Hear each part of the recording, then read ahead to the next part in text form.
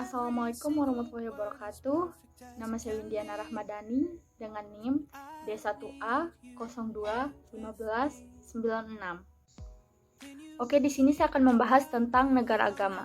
Apa sih negara agama itu? Negara agama ialah negara yang mencantumkan salah satu agama sebagai dasar konstitusi. Sebelum saya lanjut, saya akan menyebutkan sedikit pengertian dari negara sekunder. Negara sekunder ialah negara yang sama sekali tidak melibatkan unsur agama di dalam urusan negara. Apakah Indonesia adalah negara agama? Menurut Mahfud MD, Indonesia bukan negara agama sehingga tak bisa memberlakukan hukum suatu agama tertentu. Tetapi Indonesia juga bukan negara sekuler, sehingga agama-agama yang menjadi kesadaran hidup dan keyakinan warga negara harus dilindungi dan membimbing pengelolaan negara, kata dia. Bagaimana hubungan negara dengan agama menurut Pancasila?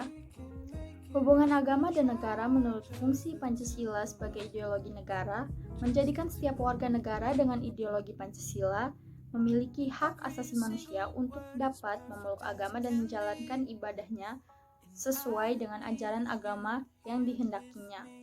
Negara agama juga diartikan sebagai negara yang menggunakan hukum agama sebagai hukum positif berdasarkan norma-norma salah satu agama diberlakukan di negara itu.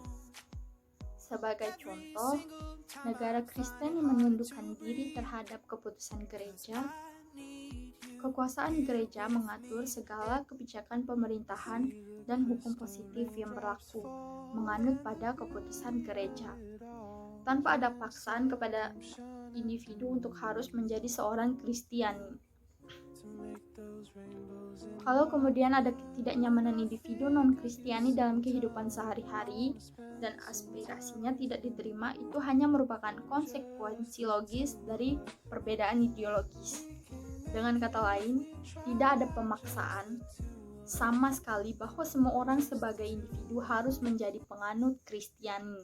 Contoh kedua, negara Islam yang menggunakan syariat Islam sebagai hukum positif, pemerintah Islam akan mengatur warga negaranya berdasarkan ketentuan hukum Islam.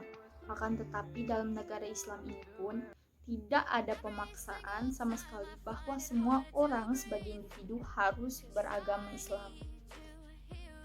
Kalau kemudian ada ketidaknyamanan individu non-Islam dalam kehidupan sehari-hari yang harus tunduk pada negara yang menerapkan hukum Islam dan aspirasinya tidak diterima, itu hanya merupakan konsekuensi logis dari perbedaan ideologis.